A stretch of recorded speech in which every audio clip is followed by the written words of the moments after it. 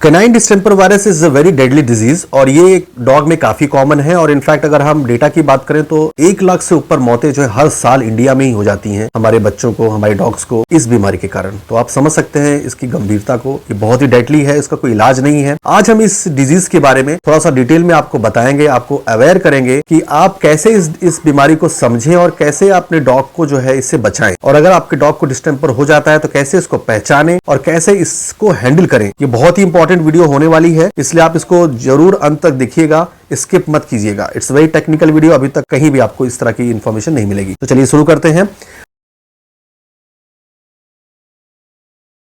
Canine distemper virus है, it's very deadly virus और ये केवल डॉग में नहीं पाया जाता है, वाइल्ड वॉल्व्स, फॉक्सेस, रैकून, फिरेट्स में भी पाया जाता है। वहां से ये जंगलों से होते हुए जो है ये हैबिटेशंस में, डोमेस्टिक डॉग्स में आ गई है। ओके, और ये जू में स्पेशली लेपर्ड्स, लायंस पे भी काफी कॉमन है और कई बार आप न्यूज देखते होंगे कि लायंस को भी जो है डिस्टेंपर हो गया है। सो वहां से डिजीज ये स्प्रेड होते हुए, फैलते हुए हमारे डोमेस्टिक डॉग्स को और स्ट्रे डॉग्स को हो जाती है और ये बहुत ही डेडली है और ये पूरे वर्ल्ड में काफी ज्यादा लीथल डिजीज है और काफी कॉमन है। ओके, तो इस डिजीज के बारे में आज मैं आपको बताऊंगा कि कैसे ये फैलती है। एक बार डॉग को इन्फेक्शन हुआ, कोई भी सुसु पॉटी वो स्निफ कर लिया, जिस डॉग को इन्फेक्शन था, जिस डॉग के कांटेक्ट में आ गया, सलाइवा के कांटेक्ट में आ गया, उससे क्या होगा, ये वायरस जो है वो डॉग को, इन्फेक्टेड डॉग से हेल्दी डॉग में ट्रांसफर हो जाएगा और इसको सिम्टम देने में 1 से 2 हफ्ते लगते हैं, जिसे हम कहते हैं इंक्यूबेशन पीरियड। ओके, इंक्यूबेशन के समय जब तक सिम्टम्स नहीं आता, जब तक डॉग अपेरेंटली हेल्दी रहता है, तब तक ये जो वायरस है वो 3 जगह पे जो है डॉग्स के अंदर जो है वो मल्टीप्लाई करता है। एक तो हो गया जो बक्कल कैविटी में जो टॉन्सिल होता है वहां पे, इसके बाद इंटेस्टाइन में एक पेयर्स पैचेस होते हैं, वहां पे ये मल्टीप्लाई करता है और डॉग्स में जितने भी लिम्फेटिक टिश्यूज होते हैं, लिम्फ नोड्स होते हैं, इस पिक्चर में आप देख रहे हैं, तो उस जगह पे ये जाके मल्टीप्लाई करता है।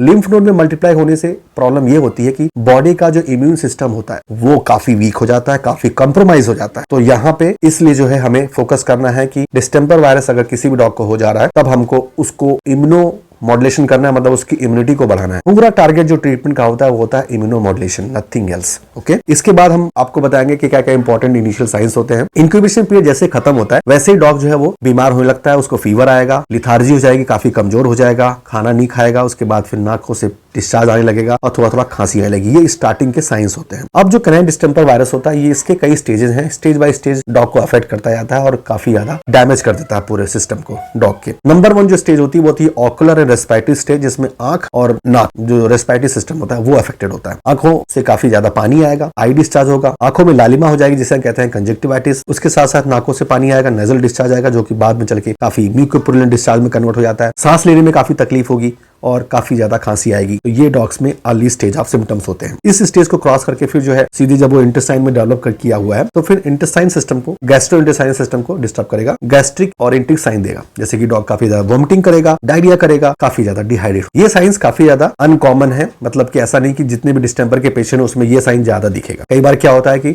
डॉग्स में डिस्टेंपर के साइंस में केवल मस्कुलर साइंस दिखते हैं, न्यूरोलॉजिकल साइंस ही दिखते हैं, जो कि मैं आगे बताने वाला हूँ, और रेस्पिरेटरी और आंखों में से डिस्चार्ज ही आएगा। तो कभी भी डॉग को अगर डायरिया हो रहा है, लूज स्टूल हो रहा है, वॉमिटिंग कर रहा है, काफी ज्यादा डिहाइड्रेटेड है, तो इसमें कई सारी डिजीज हो सकती है, इसलिए प्रॉपर वेट की एडवाइस लेना जरूरी है।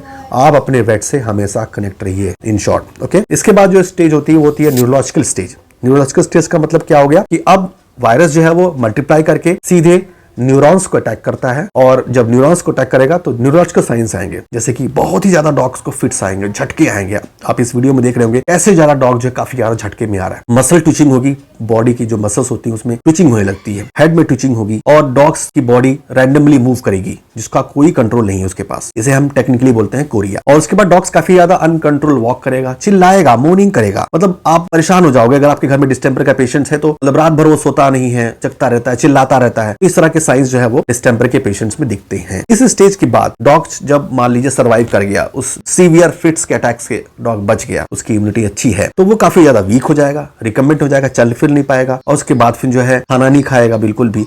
और इसके जो न्यूरोलॉजिकल साइंस है उसमें फिट्स नहीं आएगा, बट उसके बॉडी में जो जर्क मूवमेंट है, कोरिया है, ट्विचिंग है, वो मेंटेन रहेगा। और फिर धीमे धीमे उसके जो पैड्स होते हैं, 4 लिम्स और हैंड लिम्स को काफी हार्ड हो जाएंगे, आप टच करोगे तो काफी हार्ड दिखेगा। ये सब कन्वलेशन स्टेज में दिखता है। ओके, डॉग बेसिकली क्या है, जब इस स्टेज में पहुंच जाता है, यहां तक अगर सर्वाइव कर गया है तो हायर चांसेस है कि वो शायद बच जाए, बट ये कंप्लीटली ठीक होगा कि नहीं होगा इसकी कोई गारंटी नहीं है, क्योंकि एक बार अगर न्यूरॉन्स डैमेज हो जाते हैं तो ठीक नहीं होते हैं, इसलिए डिस्टेंपर के पेशेंट्स कंप्लीटली रिकवर नहीं हो पाते हैं। कई डॉग्स खड़े भी नहीं हो पाते हैं डिस्टेंपर के पेशेंट्स, कई डॉग खड़े भी हो जाते हैं, बट अगर खड़े भी हो गए तो प्रॉपर चल नहीं पाएंगे, उनमें जर्क रहेगा लाइफ टाइम। तो ये आप ध्यान रखिएगा, कंप्लीट रिकवरी डिस्टेंपर के पेशेंट्स को नहीं होती है, तो प्लीज रिमेंबर दिस। ओके, अब मान लीजिए ये स्टेज निकल गई और वो बच गया, तो अपने आप नहीं बचेगा, वो उसको ट्रीटमेंट करना पड़ेगा। ट्रीटमेंट अगर आप नहीं करोगे तो 90% डॉग्स जो है बचते नहीं है, सर्वाइव नहीं करते, उनकी डेथ हो जाती है। तो हमें जो है कैसे उसको ट्रीट करना है, अगर आप पहचान गए हैं कि आपके डॉग को डिस्टेंपर है, आपके वेट ने डायग्नोज कर लिया कि yes dog is having distemper, अब हम इसको कैसे ठीक करें। देखिए basically there is no cure. Distemper के पेशेंट्स को आप किसी भी क्लिनिक पे ले जाओगे, किसी भी हॉस्पिटल ले जाओगे, डॉक्टर देख के ही तुरंत कहेगा कि डिस्टेंपर है, बचेगा नहीं, आप इसको घर ले जाओ। ये कॉमन आंसर रहते हैं वेट का, बिकॉज वेट अच्छी तरह जानते हैं कि इसका कोई इलाज रियली में नहीं है। तो बेसिकली क्या है, मेरा बताने का आश्रय ये है कि कुछ पॉसिबल ट्रीटमेंट ऑप्शन है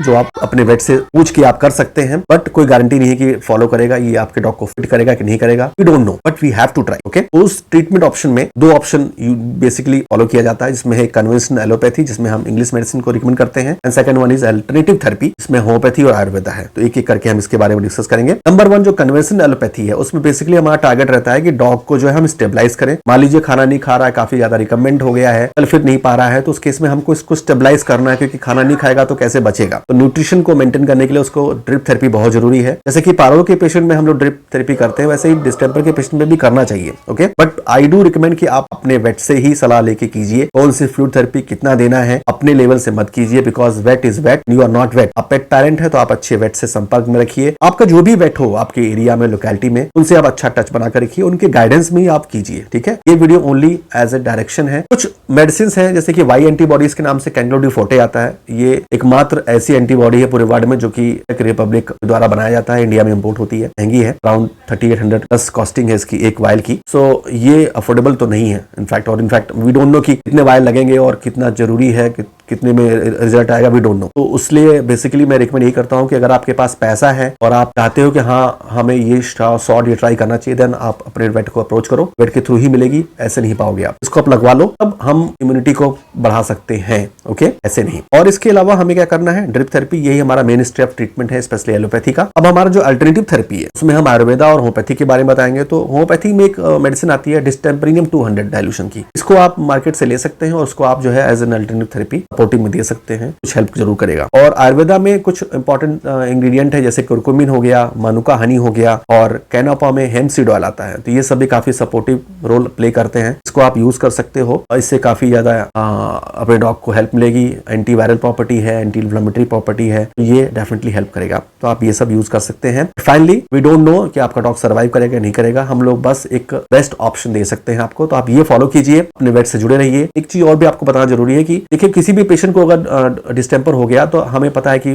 उसका चांसेस ऑफ सर्वाइवल काफी कम है, हमें अटेम्प्ट लेना है। ये वीडियो उसी के लिए बनाई गई है कि आपको कुछ हेल्प मिले। अलॉन्ग विद दैट आप अपने डॉग को फाइनली वैक्सीनेशन जरूर करवाइए। अगर टाइम पे आप वैक्सीनेशन कराते रहेंगे तो कभी भी आपके डॉग को डिस्टेंपर होगा ही नहीं। प्लीज रिमेंबर और इस वीडियो को फैलाइए।